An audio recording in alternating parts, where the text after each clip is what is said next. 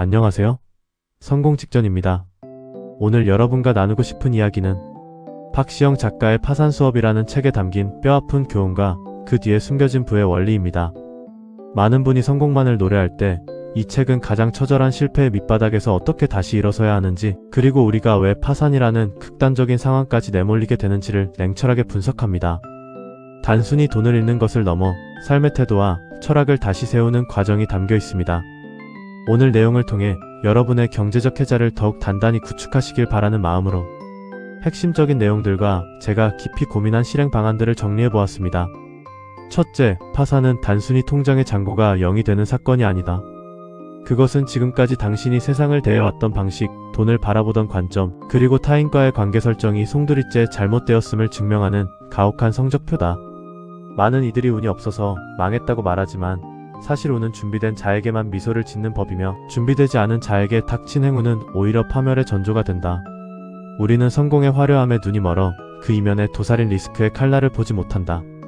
결국 파산은 나를 보호해주던 모든 가식의 껍데기가 벗겨지고 날 것 그대로의 자아와 마주하게 되는 고통스러운 성찰의 시간이다.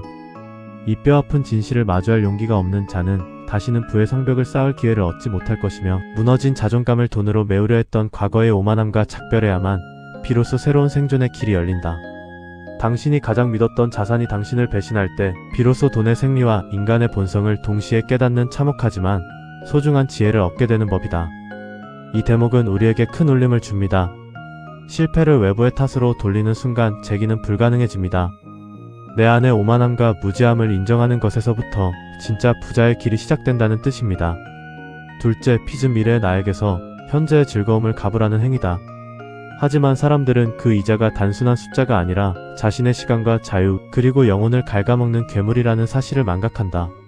레버리지는 양날의 검이다. 상승장에서는 자산을 불려주는 마법의 지팡이처럼 보이지만 하락장에서는 당신의 목을 죄는 올가미로 변한다. 감당할 수 없는 수준의 부채를 지는 것은 도박판에서 자신의 인생 전체를 거는 것과 다름없다. 진정한 경제적 자유는 빚이 없는 상태에서 시작되며, 남의 돈으로 쌓은 성은 모래 위에 지은 집처럼 한순간에 무너질 수 있음을 명심해야 한다. 빌린 돈으로 누리는 풍요는 독이 든 성배와 같아서 마시는 순간에는 달콤할지 몰라도 결국 당신의 경제적 체력을 완전히 고갈시키고 재기불능의 상태로 몰아넣는다. 부채의 사슬을 끊어내지 못하는 한 당신이 버는 모든 소득은 타인의 주머니를 채우는 헛된 노동일 뿐임을 기억하라. 이 사슬에서 벗어나는 유일한 방법은 현재의 결핍을 견디며 미래의 자유를 위해 빚이라는 이름의 감옥 문을 스스로 여는 결단뿐이다. 자본주의 사회에서 대출은 필수라고들 하지만 그것이 나의 통제권을 벗어나는 순간 우리는 돈의 주인이 아닌 노예가 됩니다. 속도보다 중요한 것은 방향과 안정성입니다. 셋째, 성공한 사람들의 공통점은 위기 상황에서 평정심을 유지하는 능력에 있다. 반면 파산으로 치닫는 이들은 조급함에 매몰되어 악수를 거듭한다. 손실을 만회하기 위해 더 큰 위험을 무릅쓰고 객관적인 판단력을 잃은 채 감정에 휘둘린다. 이때 가장 위험한 것이 바로 한탕주의다. 지금까지 잃은 것을 한 번에 복구하겠다는 마음이 드는 순간 당신은 이미 파산의 늪으로 한 걸음 더 깊숙이 발을 들인 것이다.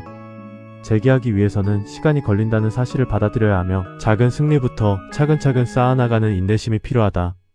조급함은 눈을 가리고 길을 막아 당신을 낭떠러지로 인도하는 가장 악랄한 조언자이며, 이를 다스리지 못하는 자는 평생 시장의 먹잇감이 될 수밖에 없다. 진정한 승부는 실력이 아니라 끝까지 평정을 유지하며 버텨내는 정신력에서 갈린다는 사실을 가슴 깊이 새겨야 한다. 흔들리는 마음을 다잡지 못한다면 아무리 훌륭한 투자 도구가 주어진들 그것은 당신의 손을 찌르는 흉기에 불과할 것이다. 빨리 가려다 넘어지면 다시 일어나는데 더 오랜 시간이 걸립니다. 느리더라도 확실한 한 걸음이 결국 목적지에 닿게 합니다. 넷째, 사람들은 흔히 돈이 많으면 행복할 것이라 믿지만 돈은 행복의 조건이 아니라 불편함을 해소해주는 수단일 뿐이다. 파산을 겪으며 깨닫게 되는 것은 내가 가진 물건들이 나를 정의하지 않는다는 사실이다. 비싼 차, 화려한 옷, 넓은 집이 없어도 내 존재 자체의 가치는 변하지 않는다. 하지만 우리는 타인의 시선을 의식하며 허영심을 채우기 위해 과도한 지출을 일삼는다. 이것이 바로 파산의 근원적인 심리적 요인이다. 나를 증명하기 위해 돈을 쓰는 행위를 멈출 때 비로소 부를 축적할 수 있는 그릇이 만들어진다. 남들에게 보이기 위한 삶을 살기 시작할 때 당신의 통장은 이미 구멍이 나기 시작한 것이며 그 구멍은 아무리 많은 돈을 쏟아부어도 결코 채워지지 않는 블랙홀이 된다. 내면의 단단함이 뒷받침되지 않는 외적인 화려함은 결국 당신의 영혼을 황폐하게 만들고 끝내 경제적 파멸을 불러올 것이다. 물건으로 쌓은 권위는 그것이 사라지는 순간 비참함으로 돌아오지만 내면에 쌓은 실력은 어떤 위기 속에서도 당신의 품격을 지켜준다. 타인의 시선에서 자유로워지는 것이 부자가 되는 첫 번째 심리적 관문입니다. 다섯째, 현금 흐름이 끊기는 것은 인체에 피가 돌지 않는 것과 같다. 자산의 규모가 아무리 커도 당장 쓸 수 있는 현금이 없다면 그것은 숫자에 불과하다. 파산하는 기업이나 개인은 대개 자산이 없어서가 아니라 유동성이 부족해서 무너진다. 항상 최악의 상황을 대비해 현금을 보유하는 습관을 가져야 한다. 낙관론은 투자를 지속하게 하는 힘이지만 비관론은 생존을 가능하게 하는 지혜다. 생존하지 못하면 승리의 기회조차 얻을 수 없음을 잊지 마라. 시장이 피바다가 될 때 현금을 쥐고 있는 자만이 포식자가 될 수 있으며 준비되지 않은 낙관주의는 당신을 전장에서 가장 먼저 전사하게 만드는 무책임한 방종이다. 위기는 예고 없이 찾아오고 그때 당신을 지켜주는 유일한 방패는 당신이 평소에 아끼고 비축해둔 현금이라는 사실을 잊지 말아야 한다. 현금은 단순히 소비를 위한 돈이 아니라 위기라는 폭풍우가 지나갈 때까지 당신을 지탱해줄 튼튼한 밧줄이자 기회의 문을 여는 열쇠다.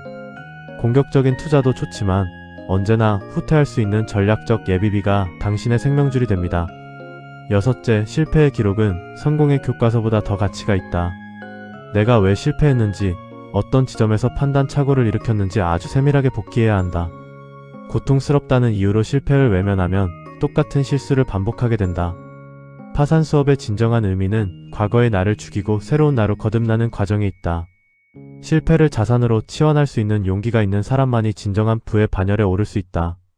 오답 노트를 적지 않는 학생이 시험에서 만점을 받을 수 없듯이 자신의 파산 경로를 추적하지 않는 투자자는 다시 일어서도 똑같은 구덩이에 빠지게 될 것이다. 고통은 사라지지만 그 고통이 남긴 교훈은 당신의 뼈와 살이 되어 미래의 자산을 지켜주는 가장 강력한 수호신이 된다는 사실을 명심하라. 과거의 실수를 자양분 삼아 현재를 수선하고 미래를 설계하는 사람만이 자본이라는 야생의 숲에서 길을 잃지 않고 전진할 수 있다. 아픈 기억을 꺼내어 분석하는 일은 괴롭지만 그 분석서가 다음 도전의 완벽한 지도가 됩니다. 일곱째, 진정한 인맥은 당신이 잘 나갈 때 곁에 있는 사람들이 아니라 당신이 밑바닥에 있을 때 손을 내미는 사람들이다. 파산은 내 주변의 인간관계를 정화해주는 필터와 같다. 돈을 매개로 형성된 관계는 돈이 사라지는 순간 함께 증발한다. 그렇기에 우리는 평소에 사람을 대할 때 진정성을 가져야 하며 서로에게 실질적인 도움을 줄 수 있는 실력을 갖춰야 한다. 혼자서 일어설 수 있는 힘을 기르는 것도 중요하지만 함께 일어설 수 있는 동료를 얻는 것은 더 큰 축복이다. 인간의 본성은 위기에서 드러나며 그때 당신 곁을 지키는 소수의 사람이 당신이 평생을 걸고 지켜야 할 진정한 자산임을 깨달아야 한다. 화려한 파티장의 웃음소리보다 차가운 거리에서 나누는 따뜻한 국밥 한 그릇의 위로가 당신을 다시 일으켜 세우는 진짜 힘이 될 것이다. 결국 부의 목적지도 사람을 향해 있어야 하며 진심으로 연결된 관계만이 당신이 다시 일어서야 할 가장 강력한 명분이 된다. 사람 공부야말로 돈 공부만큼이나 치열하게 해야 할 영역입니다. 여덟째, 소비의 유혹은 중독과 같다. 뇌는 새로운 물건을 샀을 때 도파민을 분출하며 우리를 현혹한다. 하지만 그 기쁨은 찰나에 불과하고 남는 것은 할부 영수증뿐이다. 부자가 되고 싶다면 소유욕을 생산욕으로 전환해야 한다. 돈을 쓰는 즐거움보다 돈을 버는 시스템을 구축하는 즐거움이 더 커질 때 당신의 경제적 운명은 바뀐다. 지출을 통제하는 것은 고통이 아니라 미래를 위한 투자라는 인식의 전환이 필요하다. 물건을 사서 느끼는 만족감은 갈증을 해소하기 위해 바닷물을 마시는 것과 같아서 결국 당신을 더 큰 갈증과 결핍의 구렁텅이로 몰아넣을 뿐이다. 소비를 통해 자아를 실현하려는 착각에서 벗어나 생산의 기쁨과 자산, 성장의 성취감에서 오는 고차원적인 즐거움을 발견할 때 비로소 가난의 대물림을 끊을 수 있다.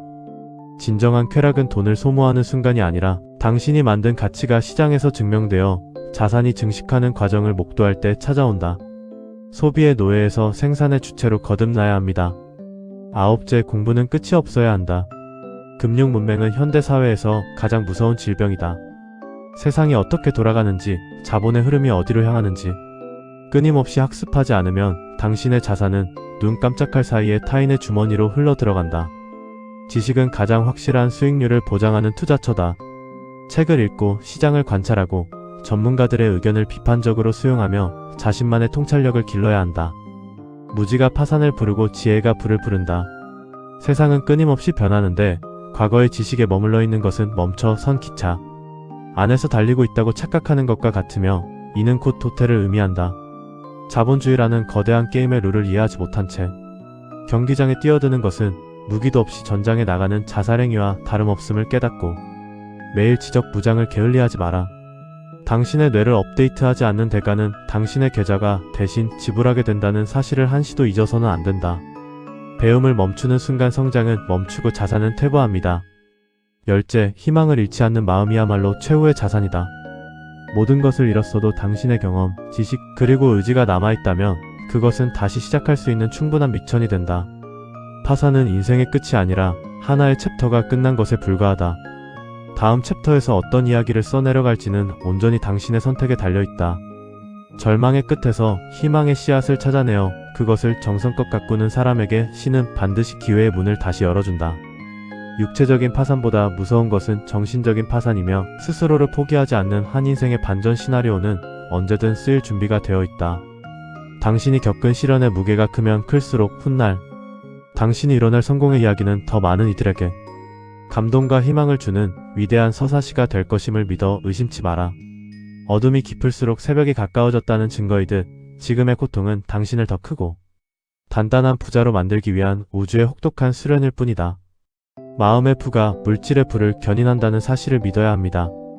자, 이제 박시영 작가의 이 처절하고도 숭고한 가르침을 바탕으로 우리가 일상에서 즉시 실천할 수 있는 색다르고 실질적인 실행 방안 10가지를 제안해드립니다.